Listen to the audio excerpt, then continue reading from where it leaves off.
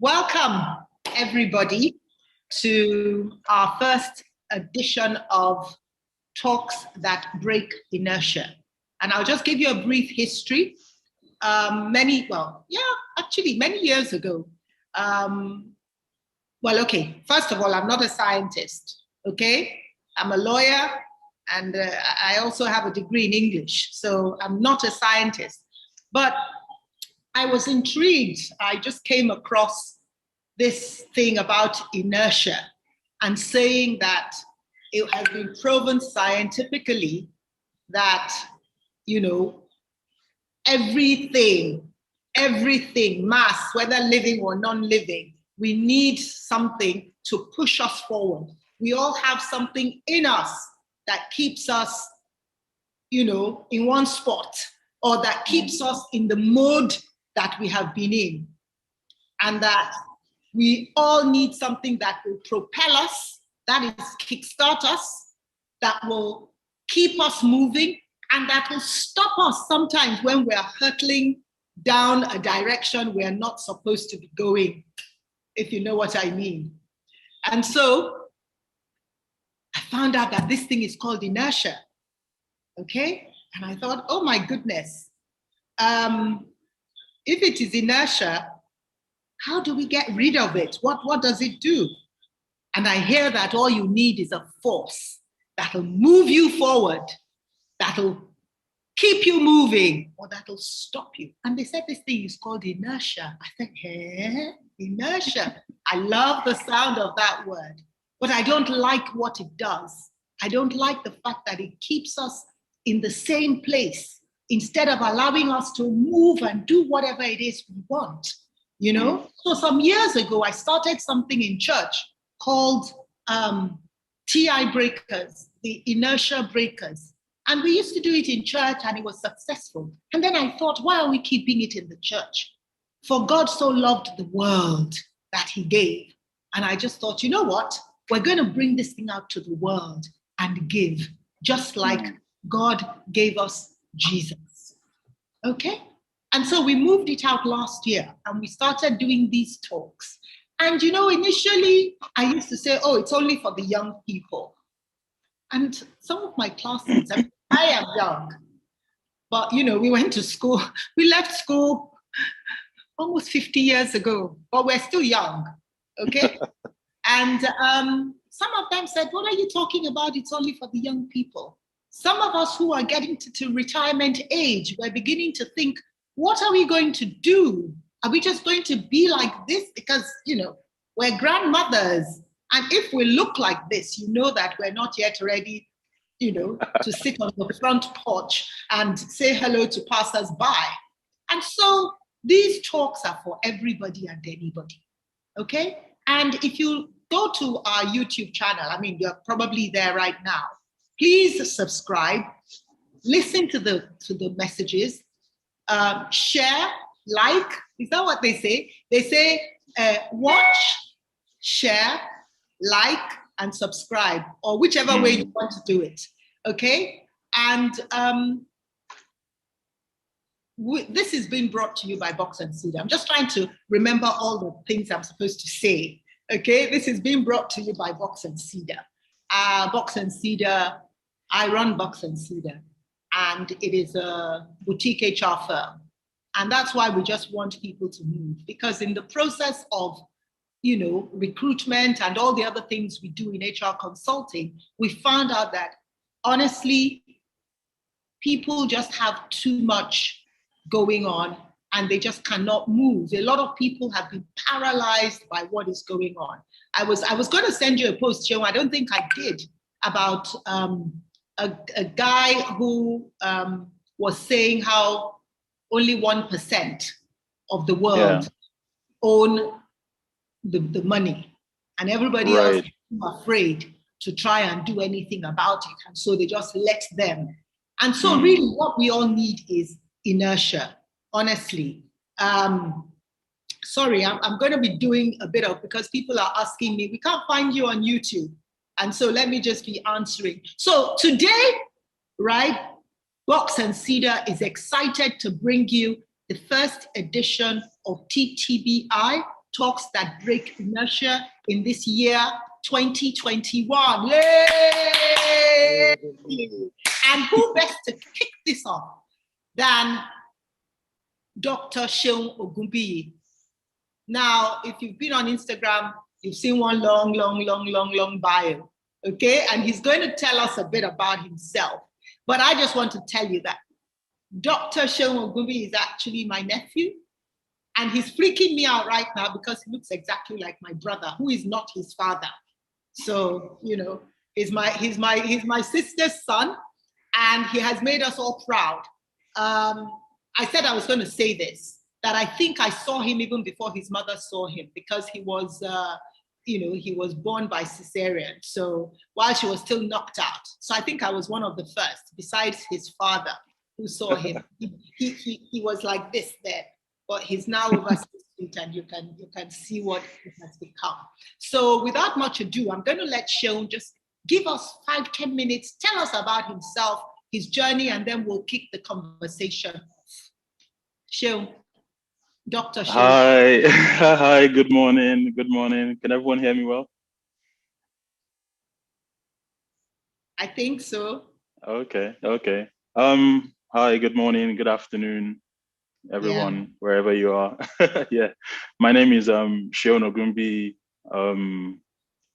This is going to be like a summary of myself, and I am 41 years young, and I was born an only child, raised by my mom, and who I hold very dear to my heart. My father recently passed away. Rest in peace, Dad. We'll probably talk about him at some point during this talk. But yeah, so I went to primary school, Estate Nursery and Primary School in Nigeria, and my mother was actually the proprietor of the school, and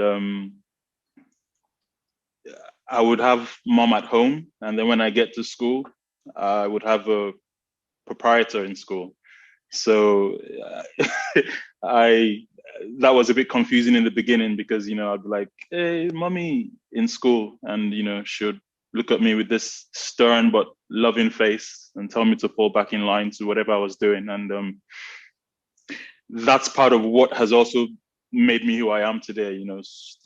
I got both sides of the coin with my mom, but I really appreciate it. So yeah, I was in primary school for 6 years, and then I moved into secondary school, King's College, Lagos. My KC boys, woo, woo, woo. Yeah, I was in King's College for 6 years, and I think that's a big part of what made me who I am today. So I moved to England in 1996 to do my A levels, and at Reading Blue Coat School in Reading, and I was there for 2 years, and I'll expand more on that at some point during this talk. And then moved to university, did my first degree in chemical engineering at University of Bradford, and went on to do a master's and a PhD in the University of Nottingham, and moved to Bristol to start work as a chemical engineer, process engineer, and spent about 8-9 years there. In the meantime, while I was there, I got married, had kids, and then this opportunity came over in Qatar to become a scientist, a research scientist. And fast forward 5 years later, and here I am having this talk with my second mom, who I call Grandma LB. She doesn't look like a grandma, as you can see, but yeah. So that's a brief summary about me. But I'm sure as this talk progresses, I'll expand a bit more on some of those timelines. Okay, fantastic. Funke, please, can you come off Zoom? Funke, please come off Zoom, because I just want Seun and I to be on this screen. Funke, please come off Zoom. Okay, so Sean, we'll just continue. Funke, Okay. please come off Zoom. Please come off Zoom.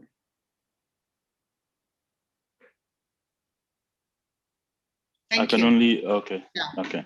Yeah. Okay, you could only see me. Yes. But I could see her. Oh, Okay, fantastic. So we said the theme of today is taking the land. Mm. And you've given us a brief overview, you know. So really, I got that theme from, Joshua taking the land. And you know how it is, when some people went to the same land, they said, oh my goodness, there are giants there. Yeah, yeah. We can't do this. We're going to have to go back. So I just want us, with that, we're just going to put that somewhere in the background, and then we're going to come back and say, okay, so how did you take the land? You've said, I mean, we have the same background in that, my mom was a teacher as well. And even though she was not in my school, everybody left teacher at home, teacher in school and went home. But then I got home, I had one teacher in school, and then I got home and I had another teacher. And recently, my husband was asking me that, your discipline, where do you think it came from? And I was like, actually, both my parents were teachers of sorts, before, my father went off to do other things. So, so I know exactly where you're coming from. And honestly, anybody who's a teacher's child knows that it's a great thing to be a teacher's child. Absolutely. When you're a teacher's child, when you're little, you may not always think so. But afterwards, things that come so easily and people are struggling, you're thinking, oh, this is so easy because this is how I was brought up. But I just want to talk about primary school, secondary school. Did you have to work hard? Did it come easy? What would you advise parents to do now with their children? So for me, growing up as an only child, with my mother, raising me, as it were, I understood the value of knowing who you are. Yeah. She instilled in me to recognize who I was, recognize my worth, recognize my value, and what I can offer. She instilled those values in me from a very young age, and I knew who I was at a very young age. I grew up and I understood that. So even playing with friends, playing with my cousins, I didn't grow up to trying to be who I wasn't. I was allowed to be myself in my own environment and my own space. And I think that's also part of what has stayed with me for all this time, and I remember, I have very fond memories of, going to our hometown in Elisha with my cousins, and we're all playing and, having games and this kind of things. And it's literally everybody was taught to be independent, be strong. Family values are very, very important to us. Yeah. And these are all part of the things that have shaped and molded me. Even when I went to King's College, Lagos, boarding house, the first year obviously is quite intimidating, but for me, like I wouldn't trade that for the world anymore, because I really learned a lot about myself in those years. And the grounding that I got in my formative years actually saw me through boarding school, secondary school, and it's like it sets me up for life.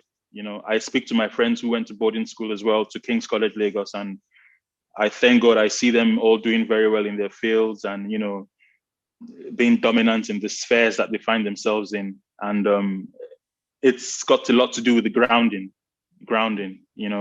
For me, like I would say, because I know you asked about what should parents do now.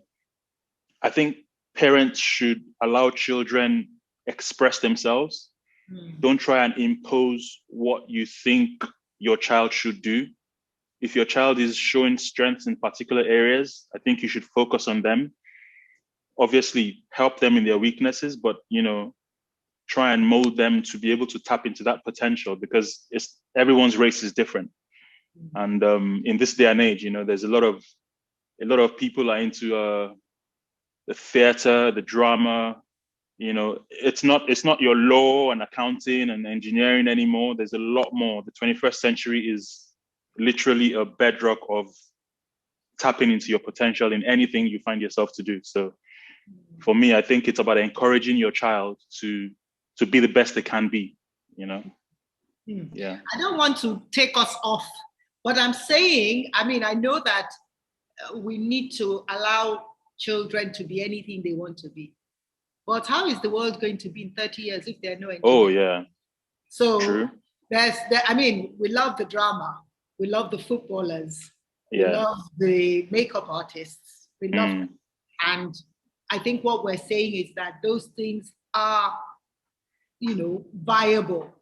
However, you know, we still need the engineers of this world. Absolutely. And we still need the doctors of this world. Absolutely. And that is why for me, yes, let children express themselves, but I'm a very big believer in STEM, science, technology, engineering, maths. You know, I understand that, you know, the world has changed, the way you know, competitive nature has changed.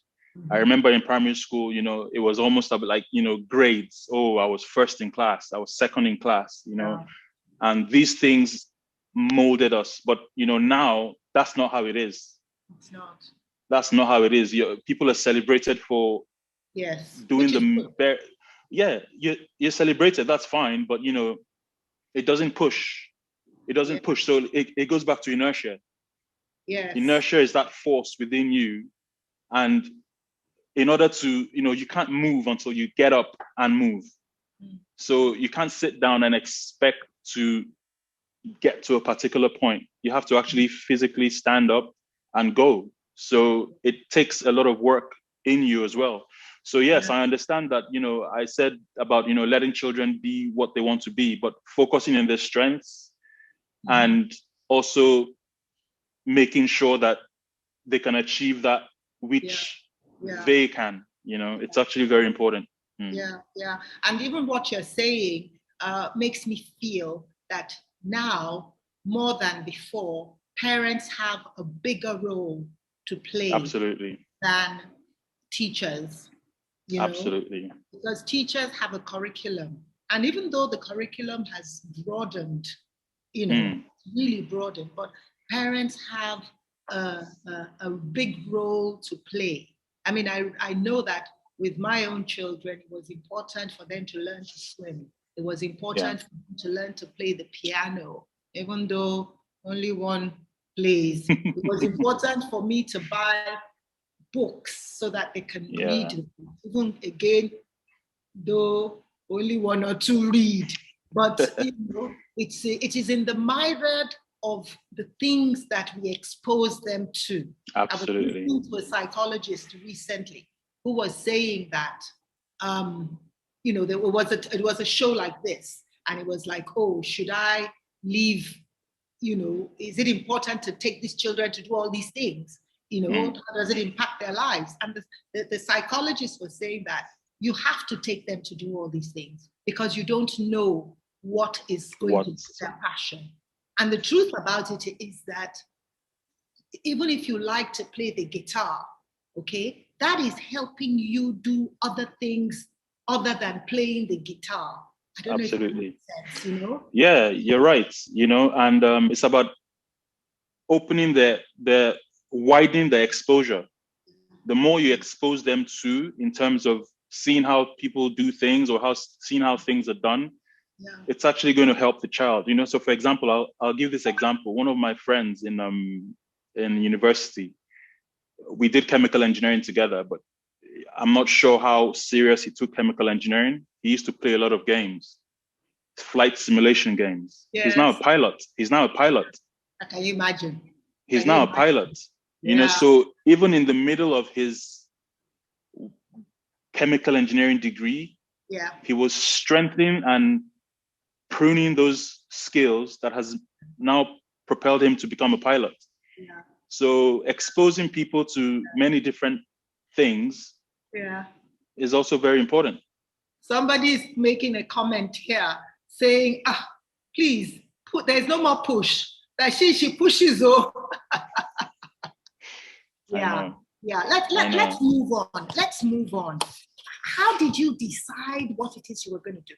How did you decide, you know what, I'm going to study, at what point did you know? Because now there was some video somebody sent of little children. I think these children are probably 7 or 8. I don't know if you've seen the video. And somebody says, I want to be a parent. And it's like, these children are talking nonsense. But I'm saying to myself, at age 7, did I know what I wanted to do? So at what point did you know that, okay, I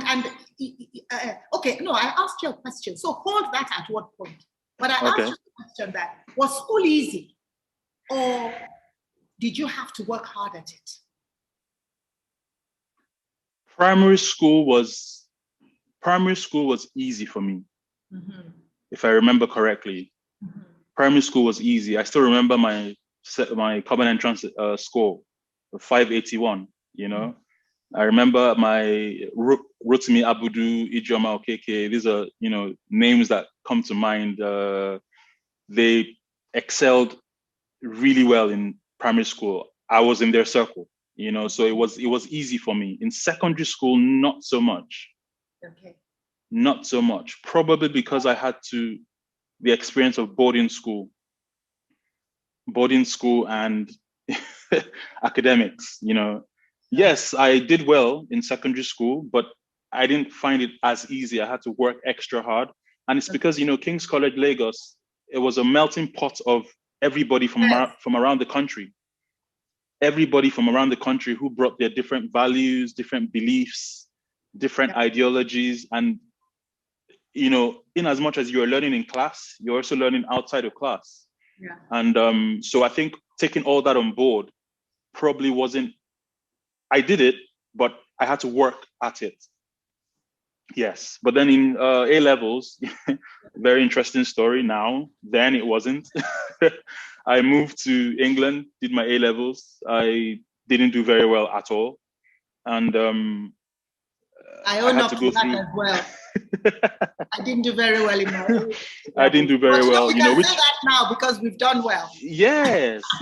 But like at the time, I still remember how I felt.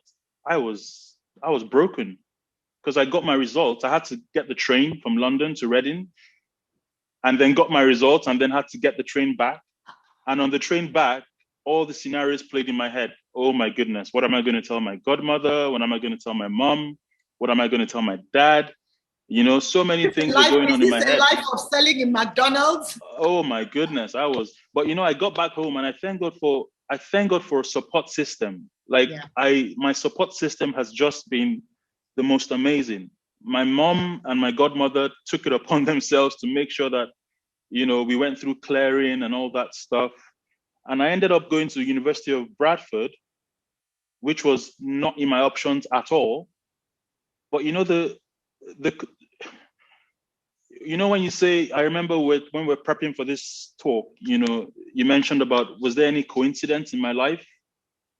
And for me, God incidents. Yeah. I did not get into my first choice universities. I failed my A levels, but I ended up going to University of Bradford, which happened to be one of the best schools in chemical engineering in England. Yeah. It offered me the opportunity to have 2 industrial placements where I was able to go to a company for 6 months, 9 months and work and earn money and understand the value of work in 2 different companies within the same undergraduate year, which was very rare in other schools, and that really helped me. And while I was in University of Bradford, my best friend, God rest his soul, Anthony Fatai Williams, he passed away in the London bombings, 7/7. And he introduced me to my wife. He introduced me to Moradeke, which was in 2002 at a party. I spoke to her for 5 minutes, and fast forward, 3 years later after he passed away, she got back in touch with me on social media. We started chatting, and that's literally how we started our relationship. And here we are today, 11 years later, married with 2 girls. And so for me, that I know. Wow. Okay, go on. But yeah, like, you know, for me, I'm just looking at it from the point of those things happened that I thought, oh my God, my life is unraveling. But then for me, I don't, you know, people call it coincidence, but I look at it as, you know, like you said, God incidents. He engineered my circumstances to this point. So those things had to happen for me to be where I am by God's grace today. So one thing I want to point out here, you know, I'm making notes of how I'm going to round up, is that it's not always pass. In fact, when there is failure along the road, right? If there's failure in the journey, it actually helps. So it's not only the positive that pushes you. No. The seeming negative also can push you. Okay? You learn a lot of lessons. You learn a lot of lessons in when things don't go your way, or when things don't go well, or when you fail. It's the getting up again. I mean, can you imagine? You say you failed your A levels and you could still get in to do chemical engineering. It sounds crazy. It sounds like, oh, chemical engineering is only for the geniuses. Not saying you were not a genius, because again, you know, exams don't always determine how good you are, because anything could have happened in an exam. You Absolutely. You could have, anything could have happened in an exam. When speaking of anything can happen in an exam, I remember when I was in King's College and I was writing a London GCE. You know, it was like the exam to be able to travel abroad to study. I remember getting into the physics and the chemistry class, the exam, and I'm about to start my exam, and suddenly I feel the urge, I need to go to the toilet. And the examiner was like, if you go, you're not coming back. And I'm thinking, what's going on here? Like, hello, you're laughing, but in my mind, I was thinking, hang on, I just need to use the bathroom. Yeah. It was like a serious urge to, you know, go. And I had to drop the pen, and I went, and I couldn't get back in. And that was it, you know? So, but, you know, like it's, those are the kind of things that a lot of people were probably listening to this and saying, you know, hang on, come on, what happened there and everything. But this was my reality. This happened to me. So, well, I don't even think right now that would be the situation. I think right today you'd be allowed to go to the bathroom. I know. I mean, if you've got to go, you've got to go. You got to go. I know. You know, this is also sort of throwing in the mix the fact that honestly, the journey is not just my journey. Because if it was my journey, I would have loved to go to the bathroom, come back, finish. But there are also a lot of external factors that absolutely help or don't help, you know. This is just an aside, but I'm finding out these days that, you know, sometimes you just want to go in a straight line and things are there trying to pull you to go to the right. Yeah. And I think that is where that strength of character you were talking about comes in. When you know, this is the way I want to go. Okay? This way, I've looked at it, it's the right way. So this is the way I am going to go. Do you understand? Yeah. I can actually add to that. You know, when you talk about this is the way I want to go, this is what I want to do. When I started my work in UK as a process engineer, I stayed in that company for 7-8 years. And when there was a restructure happened and I lost my job.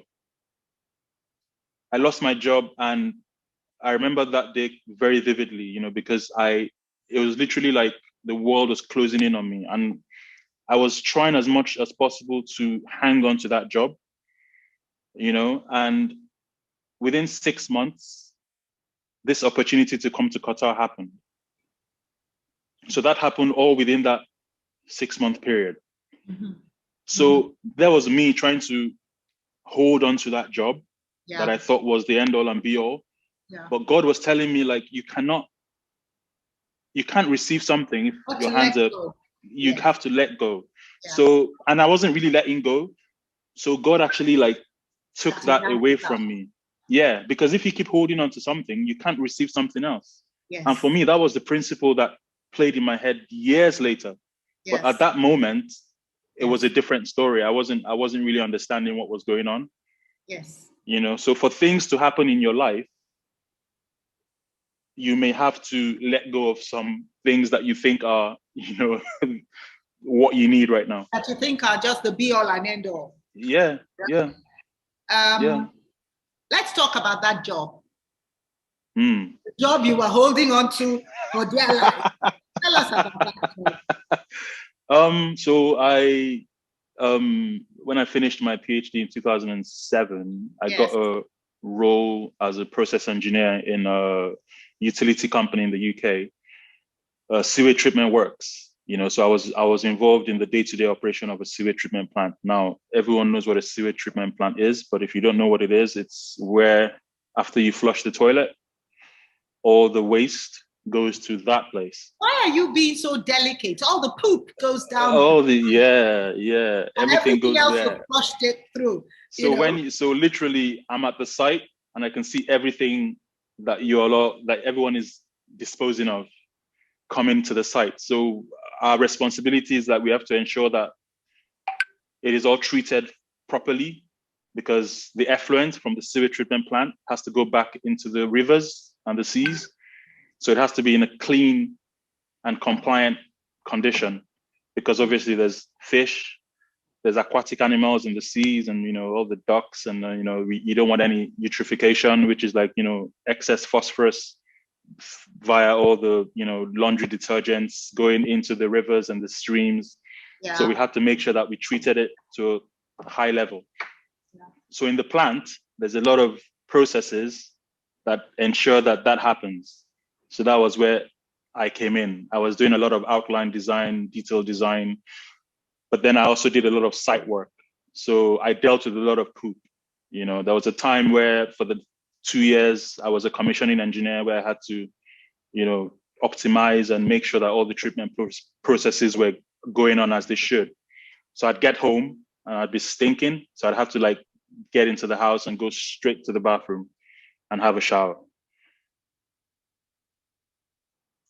So that's literally what I did for 8 years, you know, but it actually molded me into who I am today professionally and career wise, because my work in Qatar, I had to leverage on a lot of what I learned in that 8 years in UK. So that had to happen for me to be able to be a research scientist who understood this field. Okay, you didn't actually answer. At what point did you know what you wanted to do exactly?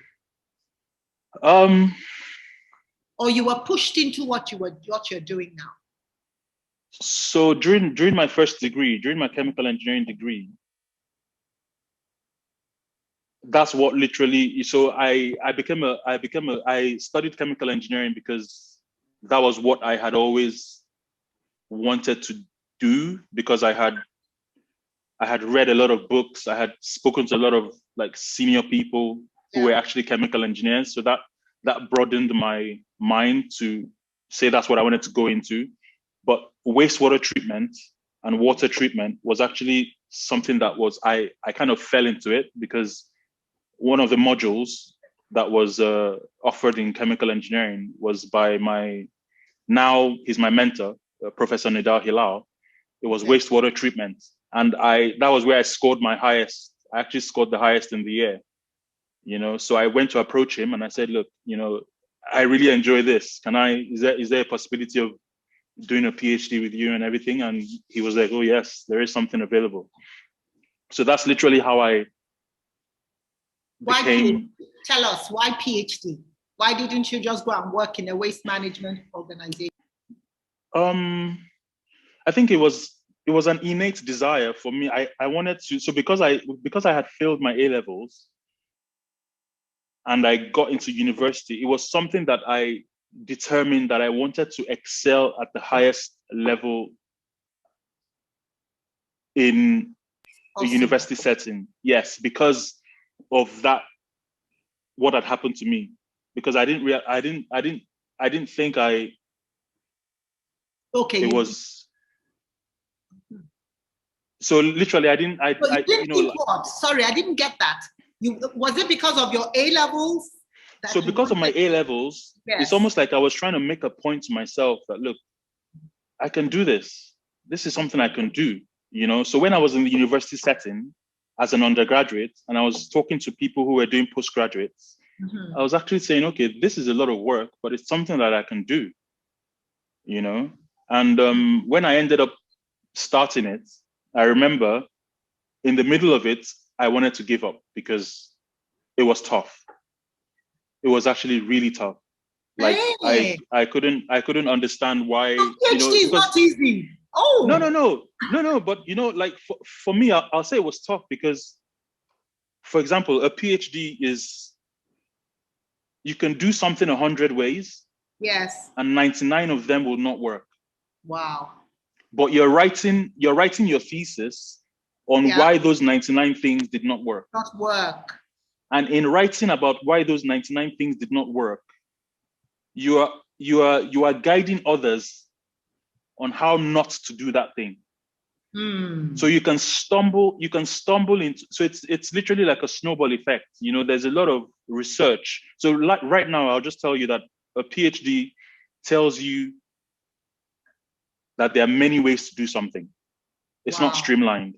It's not streamlined. That is why, for me, transferable skills are the most important thing you learn from doing a PhD, because you find PhD holders in almost any sector that you go into. You can go into investment banking, you can go into hospitality, you can go into law, you can go into consultancy, you can go into research, you can go into academia, because it's transferable skills. It's not something that they can't place you in a box, as it were. Wow. And that is what they keep telling us about when you fail at something. It teaches you how not to do that thing. Oh, absolutely. And so everybody who's against failure, you are doing it the wrong way. You've got to try it and fail. The fear of failure is what's holding a lot of people back from doing what they should be doing. The fear of failing. Because it's almost like you're saying, what will the world say? Oh my goodness, what will they say? This is how I look to them. If I fail, how do I look to them now? So that's the inertia. The inertia in you, what is stopping you is the fear. There's a lot of fear. And that fear stems from, it could actually be hereditary. When I say hereditary, I mean, I look at my dad. He's passed away now, rest his soul, but he lived in fear. He lived in fear. This is a forum where I want to be as open as I can be, please. But he lived in fear, and I didn't. And my mom on the other side, my mom, she's as bold as a lion, So my dad, yes, he was very hardworking. He demanded excellence from me, but I saw that he was a man who was afraid. So, for example, there was a part of my work in UK where I had to drive all around the UK, or the southwest of the UK, to different sites. I remember when my dad came to visit me, and I told him that this was what I was doing as work. I'm a site engineer, so I have to go all over. He was actually, I could see him like, almost like, really? Why are you driving all over the place? It's dangerous. It's scary. And I'm like, no, this is what I need to do. On the other hand, my mom had told me, oh, you're going to do many miles in your car, going up and down as work. She had already told me that. So for me, I tapped into that already. So for me, if you allow fear to set in, it's going to stop you from doing a lot of stuff. That's it. A lot of stuff. Yeah. Okay. You know what? I had promised that this might change the trajectory of somebody's career or somebody's life. Okay. Oh, I love my nails. Anyway. I can't show my nails. No, but honestly, I just hope that somebody who is listening to this today, or is going to listen to this at some point, fear will never be what will hold you back ever again, if it has been holding you back in the past. Amen. Because you need boldness for everything. It is crippling. Fear is crippling. Yeah, but you need boldness. So if you don't take anything away from today, be bold. Be bold, because you cannot, I have a brother who loves one of his favorite proverbs, but I'll say it again, that, there's something in the bush and he's going, moho, moho, moho. And he says, you know what? If that thing wants to come out and eat us, it should come now. But if it is not going to come out and eat us, it should shut up. Yeah. We need to get to be like that. To do a PhD is actually to fail over and over and over again. So every PhD holder, can I say they're failures? But well, a PhD is knowing a lot about a little. Yeah.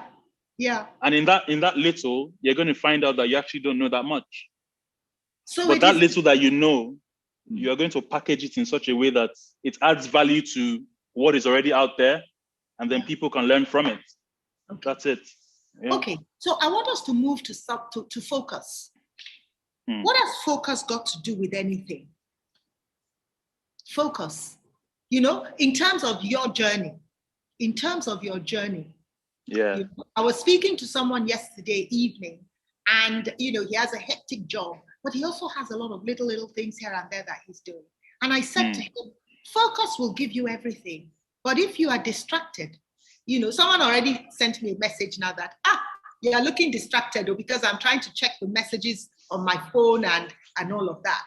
And the truth about it is that if you take your eye off the ball, by the time you come back, the ball may not be there. So from your point of view, what has focus played in your journey? What role has it played in your journey? Okay, so my mom, I'll always go back to my mom because she taught me a lot. She still teaches me a lot. And she always told me that focus on the glory that lies ahead. This is one of her favorite phrases. Focus on the glory that lies ahead. So if you cannot visualize where you're going, there really is no point doing what you're doing. So you should be doing something and doing it well, and be able to visualize in your head what that is going to propel you to. Yeah. So you're not just doing things for doing sake. Yeah. Yes, you may not see the full picture, but you have a roadmap in your head. Yeah. So for me, I call that compartmentalizing. You have to compartmentalize in such a way that, okay, you're doing this, but there must be a bigger picture. And the bigger picture is made up of smaller pictures that you paint every day. So the big picture doesn't just become the big picture. The big picture is made up of the little pictures that you build every day. And those little pictures come from the discipline, the routine. Routine, people frown on routine a lot, but routine is actually something that helps you. Because, I know that people want to get to that point where their money is working for them. They can wake up at 11 a.m., 12 noon, and, everything is fine because, but if early on in your career, you've not had that routine of waking up, for me, my routine, I remember in the UK, waking up 5:30, by 6:30, I'm out of the house. I get one bus to the train station. I get to the train station, I have to get a train, and I have to get to a particular bus stop by 7:55. Because that's when the company bus comes. And if you don't get that bus, you miss it. And then, so these are all the little things, the daily training.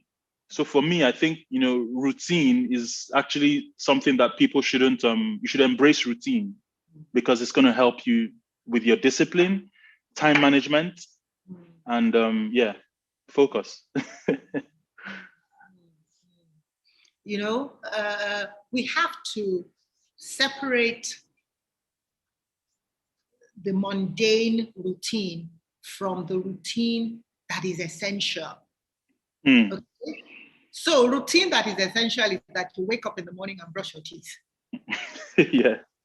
It's not mundane routine, even though it seems like it. Okay? I mean, even if you don't brush your teeth so your mouth will not smell, you brush your teeth so your teeth will not fall out. Exactly. Yeah, because implants these days are really expensive. A lot of money. Have access to where you can do an implant. Okay. So, yes, for instance, I don't like routine, but Okay. I love routine. That sounds okay. mad. You don't like routine, but you love routine. No, I don't like routine, but I love routine. I'm not talking about the same routine. So, for example, if you say to me to come and pick out the stones from beans, okay. right? Okay. You're going to eat a lot of beans you're going to eat a lot of stones with your beans. Because after a while, I'm not going to be able to. But then the routine of waking up at a certain time. Yeah. Doing this next, Yeah. It's all part of wellness, but this is not my show. This is your show. So I want to go back to a few things. Okay. Tell us, was life, when you were doing your PhD, was life easy? When I mean easy, let's not look only at the work. The work was there, okay? And I'm saying this only because I know some of your history. Did you have to do things, to keep yourself, to look after, to keep yourself in cash, when your friends were, if Moradeke, if the Lord had not helped you to send someone who will contact you on Facebook, did you have the time to go out and meet people, What were you like what was life like when you were doing your PhD? You've told us about the work, and it was hard, it was that, but I don't even want to imagine how discouraging it'll be when you find this thing actually is not going anywhere. This is again something that is not going to work. But tell us about life, because we cannot separate that person who is working from that person who is that person in the outside world. Yeah. Okay. Interesting angle to go with. I used to go to the gym a lot when I was doing my PhD. I used to work out a lot. I'd literally so I'd wake up very early, have oatmeal, go to the gym, work out for about 2 hours, go to the lab, stay in the lab for about 10 hours. Wow. Go home, have something to eat, go to the gym for another couple of hours, and then go home. That was my life. Like even my friends at in university, they used to call me 50 Cent because I was huge. I used to work out because I found that was what kept me sane, as it were, because I was spending so many hours. Okay, so I'll explain why I had to spend so many hours in the lab.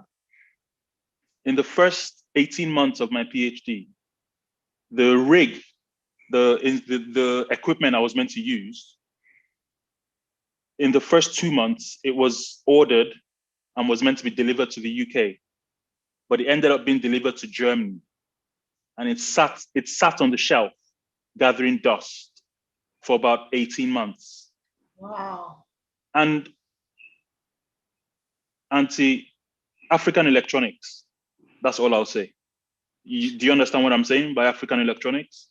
Anyway, anyway.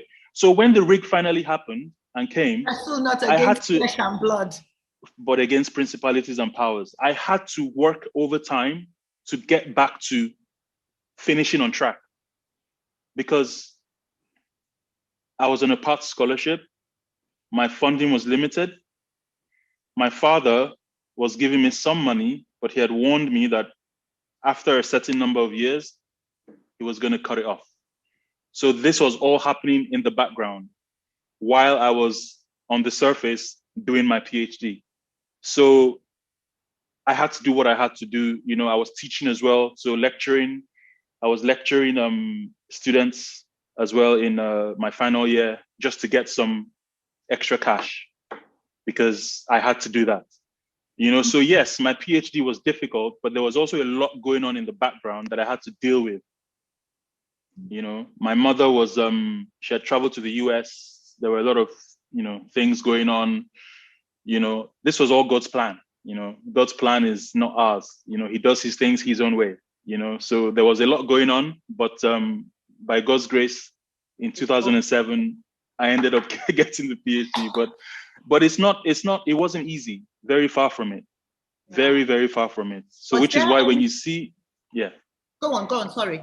Which is why when you see people who have, a lot of people love the finished article. Yeah. They love when something has been done. But there's a process.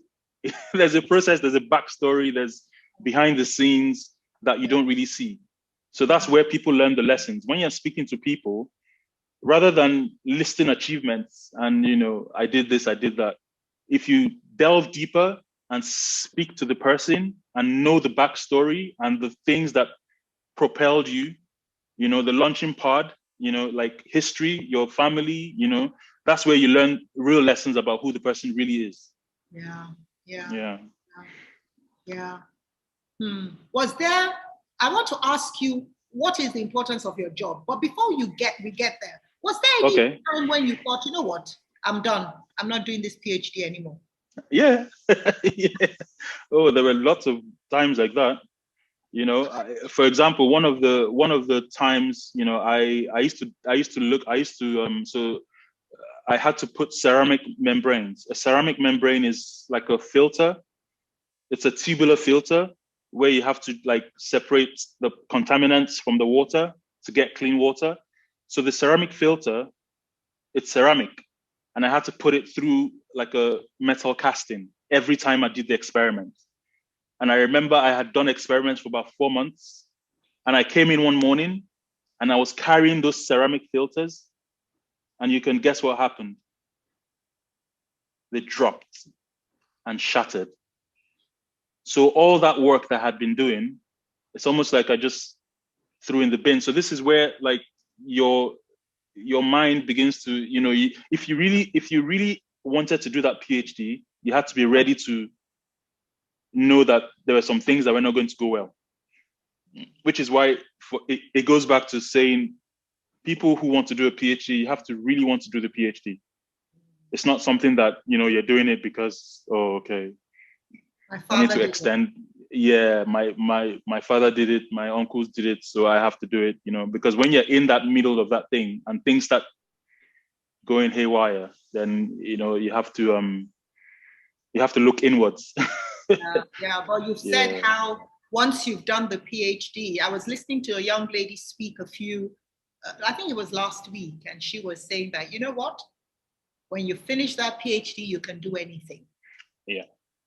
And that's why people with PhDs go into consulting, they go into the business world, they go into academics, they can do anything. And I'm hearing you say is that it's not only about the knowledge you got in the lab, but it's also the mental, you know, the mental staying power.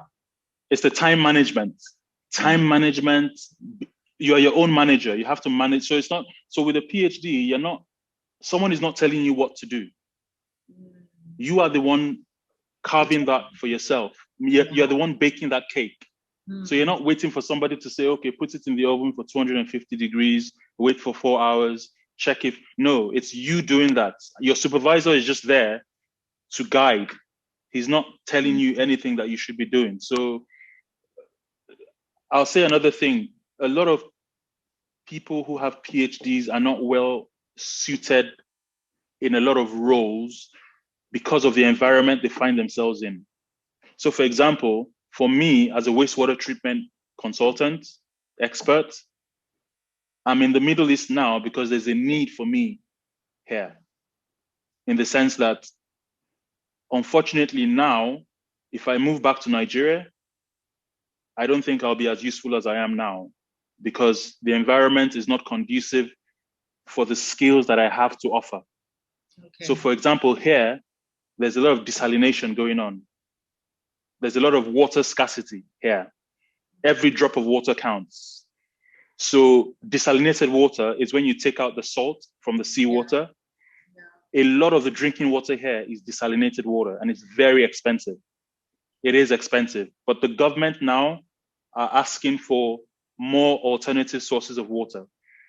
So treated sewage effluent, which goes back to the, no, you frown at it now. The work I'm doing is we're using advanced technologies to clean up that treated sewage effluent, and we're using it for farming and agriculture. Okay, for a minute, I thought you were going to say we're drinking it. At some point, we're going to start drinking it. Oh, wow. At some point. Yeah, in Australia, in Singapore, they're already doing that. Oh. They're already doing that because Australia, it's, the weather there is, you literally don't get rain for months. So they have to utilize all the available water they have. Wow. So this is where, we have to make sure that the water, water is the new oil. I keep telling a lot of people, water is the new oil because there are a lot of conflicts, even in the world, that are being driven by water stress. Yeah. A lot of conflicts in the world are being driven by lack of access to clean water. So there's a body of water in a particular place, and the countries who are actually, exactly. So they're beginning to fight and quarrel over that. And water, access to clean water is a threat in the 21st century. So it's actually very important. So that's what it goes back to me understanding what I can do, but the environment has to be also enabling. Yeah. Well, you just answered my next question, which was how important is your job? That was my next question. That how important is your job? Well, it is very important. But for me, I'll say research and development we're thinking ahead. Yes. So we're looking at problems that we know are going to happen, but then for stakeholders, for the oil and gas companies, for the pharmaceutical companies, they are working in the now. Yes. So they're working in the now. So they're doing their business, but then we are projecting that, look, this could happen, that could happen, and it's actually relevant. So for example, look at the coronavirus. This is like the biggest thing happening right now. Yes. We here in Qatar, I've just finished publishing a paper with some of my colleagues, which is looking at the coronavirus particles in the wastewater and mapping it to how cases can develop. So it's almost like you can look at the sewage and see where the hotspot for people who have COVID is, because it goes through your body and it actually passes out in your urine or your feces. So mapping that is actually very important for governments and hospitals to understand that there's possibility of a second wave coming, because you can know the number of people who have this coronavirus, because obviously, 80% of people from the research we did are asymptomatic. So they're not actually showing any symptoms. But from that wastewater, we can map out where exactly is going on, what are the hotspots in the population that are being affected. And then we can decide that, okay, this is happening there. So maybe they need to isolate them and, test them and see what's going on, So there's all that going on. So for me, it's the environment that you're in.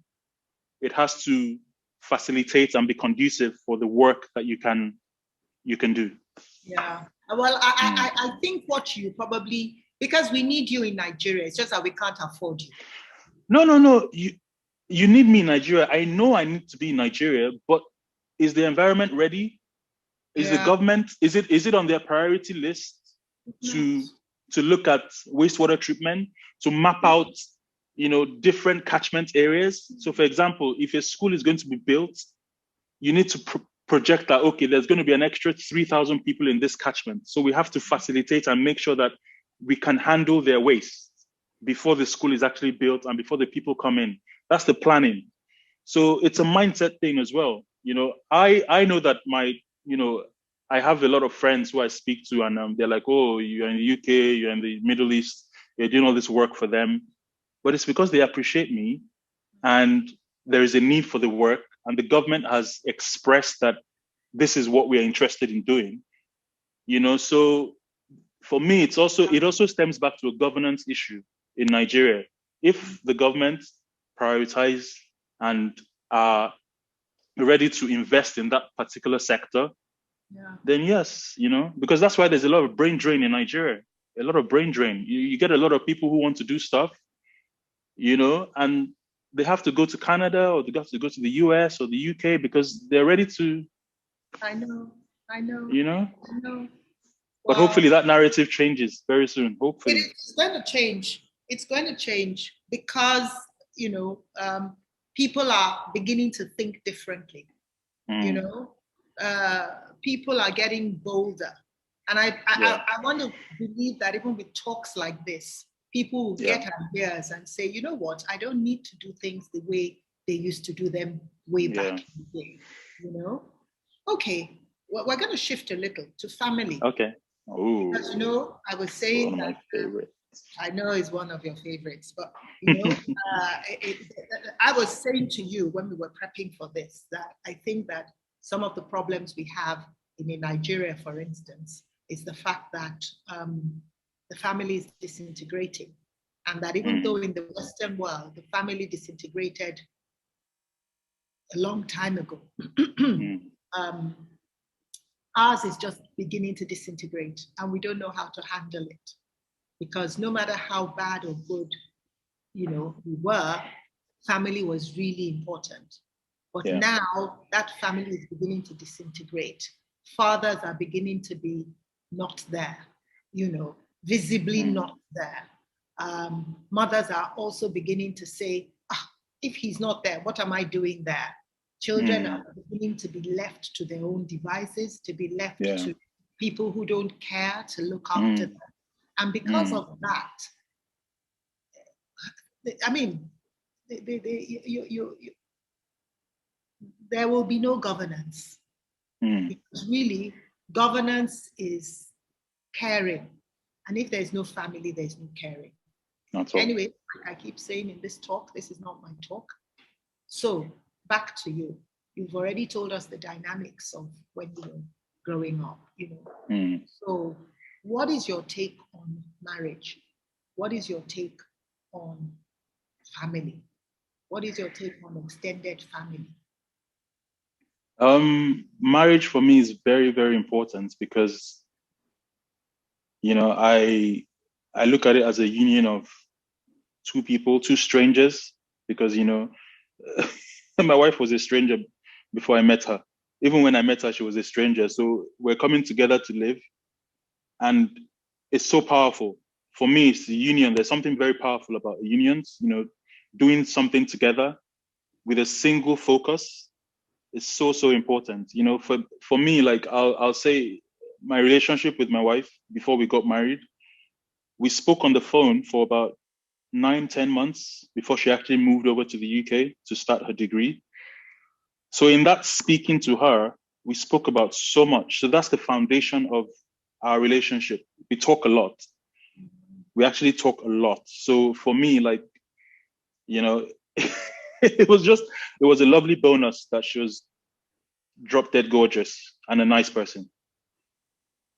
It was an absolute bonus for me. I fell in love with her mind, talking with her. We related a lot.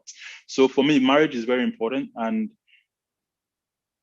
a lot of people's perceptions on marriage and experiences is not very good because their own, you know, parents probably didn't have a very good marriage, or the people they've seen around them have not had a very good marriage. For me, that's the case, as you know.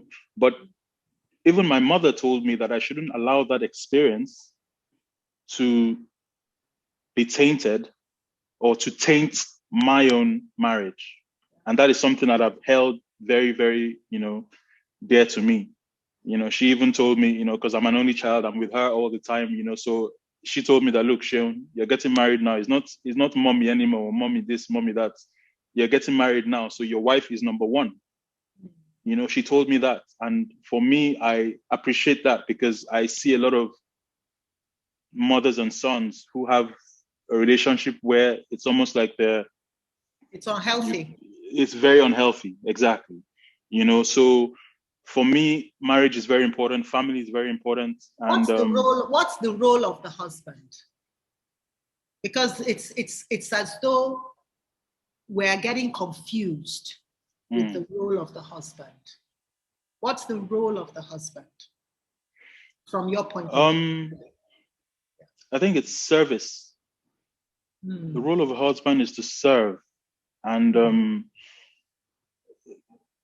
to care and to serve and to protect, because I look at it from a, it's when there's a confusion, when there's no clarity in the roles, that's where the problems start. So, I always tell people, I say, look, you shouldn't allow society's interpretation of marriage to be your own way of doing things.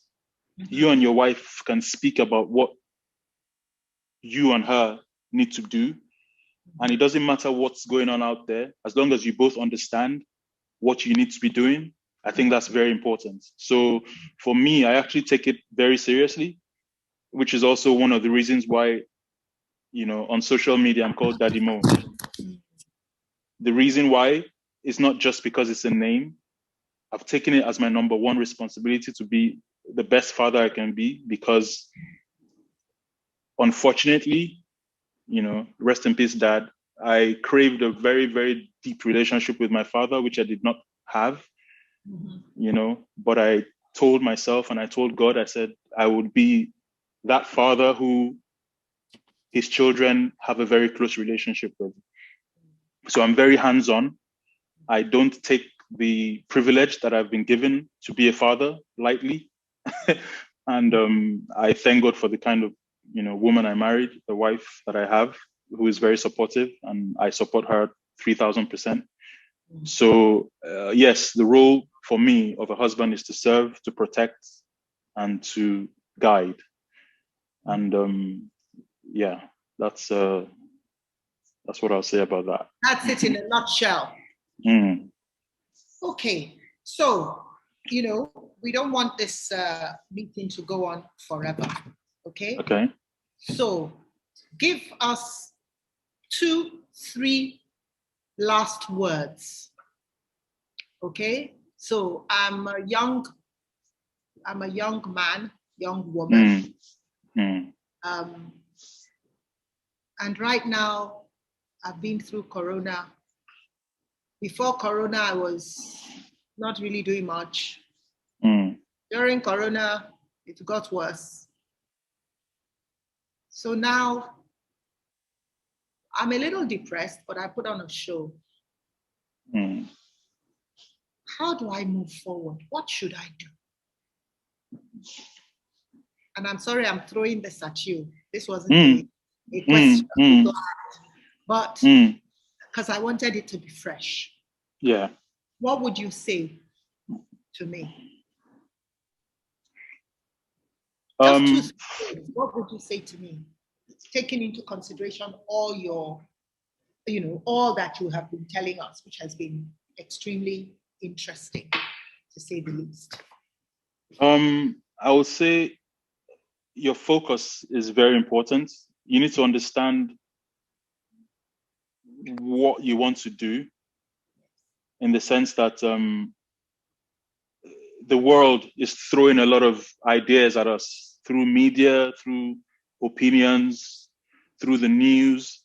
If you're not strong enough to think independently for yourself and analyze things for yourself, it's very easy to get trapped into doing the wrong things. So for me, I'd say the first thing is to understand who you are. Your identity is extremely important to you. You can't go about trying to please other people. There are going to be things that you do that people are not going to like, but at the end of the day, it's your path. And that's where you're going. That's where you're focused. So you have to think for yourself and do not be moved by other people's opinions of what you're doing. And that is what, we try to tell our girls as well. Like, you can be the best at what you do. Just do not allow voices, do not allow opinions to sway you, because that's what they will do. It's background noise. I call it background noise. When you're walking home, I remember I used to walk home from lesson, all those lessons after school, and the dogs would be barking. Different dogs would be barking. What's her name? What's her name? I was trying to remember. Auntie Tommy Falode. Falode. Yeah, she passed away a few years ago. God bless her soul. Yes, yes. But she did. So yeah. Oh, amazing. Yeah. In Ilupeju. Yes. Yeah. Okay. Yeah. So there'll be dogs barking and everything, but you're headed home. So you don't listen, you don't wait for every dog that barks, you don't go and find out what's going on here.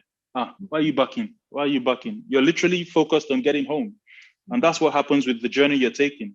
There's going to be a lot of distractions, a lot of people saying, oh, you can't do this or you can't do that, which is why a support system for me, my family is so important, because this is a launch pad for me. I come home after work and I re-energize. I get all the positive affirmations. That is the best. You can do this, you can do that.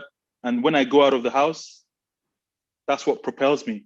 The grace of God. I'm a Christian. I pray. I read my Bible. I thank God for the grace on my life. But that family unit and the strength I get from the home is also very important for me.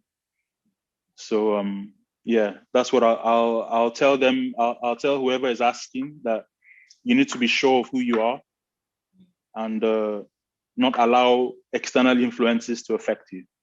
Easier said than done, though. Much easier said than done. Yeah. Because the world is screaming all kinds of things. The world is screaming all kinds of things. Well, I'm just going to recap in 5 minutes and we'll soon be done. Okay. What I heard you say. First of all, do not be afraid. No. Fear is horrible. Do not be afraid of failure, because you will fail. Yep. If you are not failing, then it means you are not driving your own car. No. Somebody is driving the car for you. And we've seen families where the parents drive everybody's car and the children are depressed. And people do not understand, why is that person depressed? They have everything. But no, we've been created to do for ourselves. So what I've heard you say is, do not be afraid of failure, because you will fail. Okay? Another thing that jumped out at me from what you said was the fact that the way you were brought up to know who you are,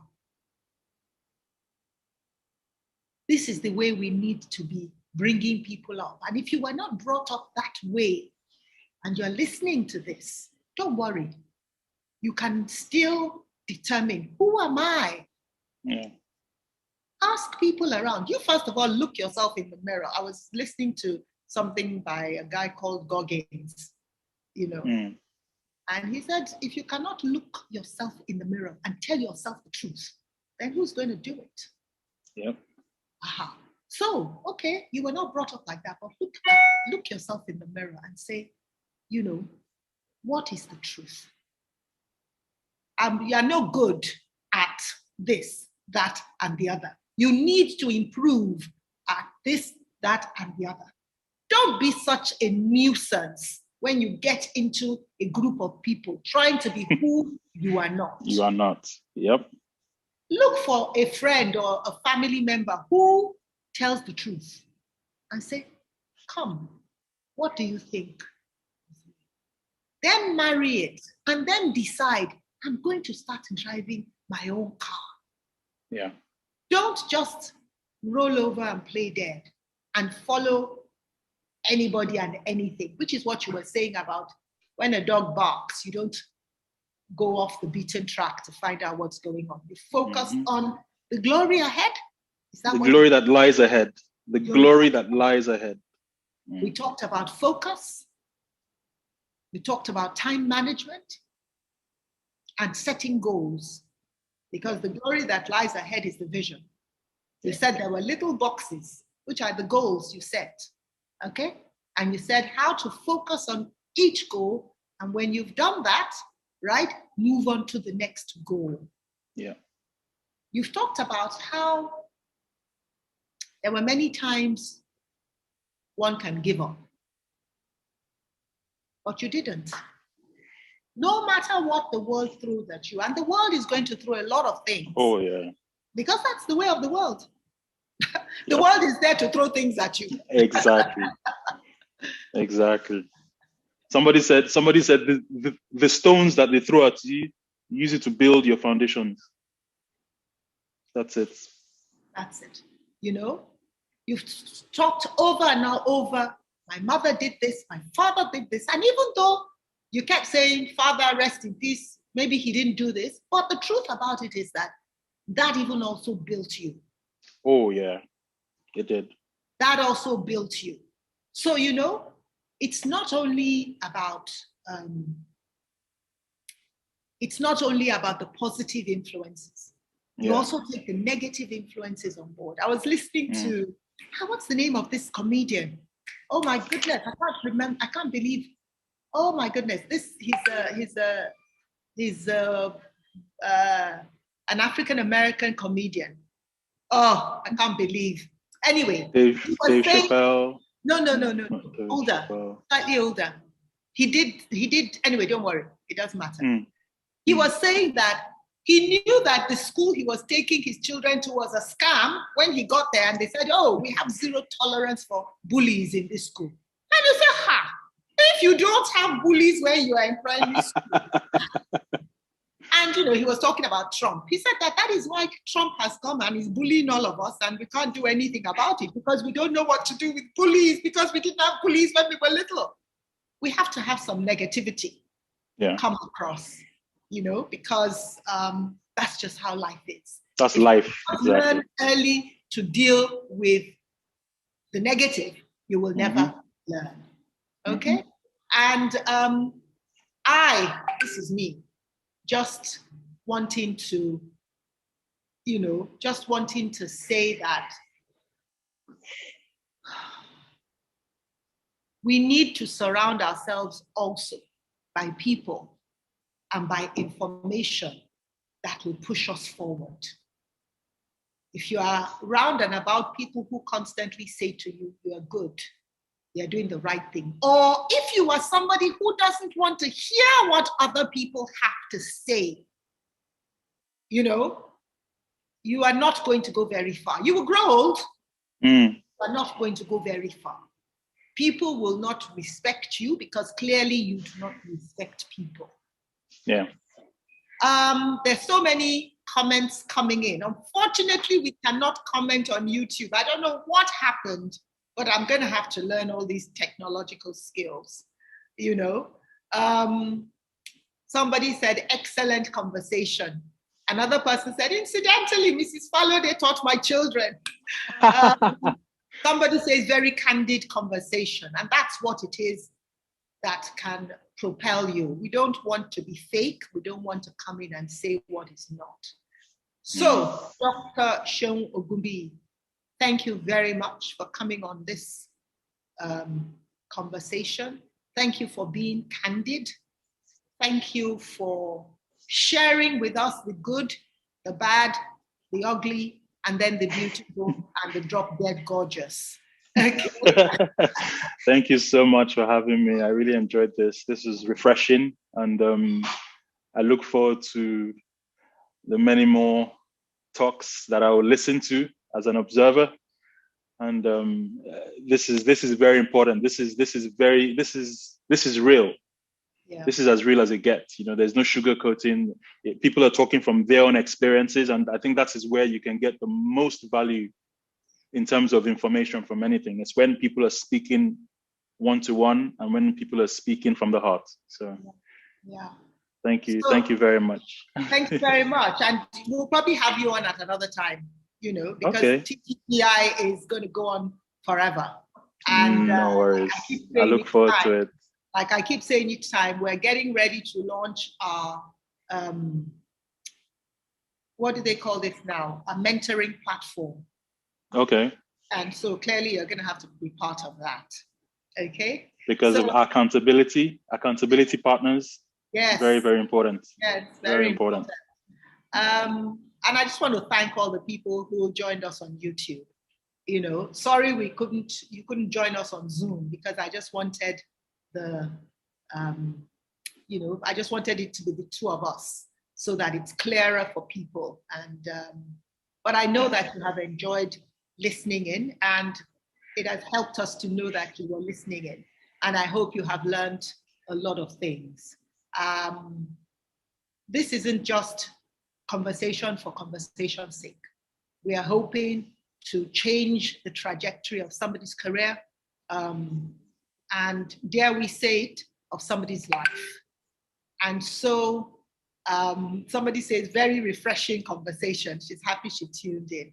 Really, thank you for watching. And thank you for the people who are going to watch in the future.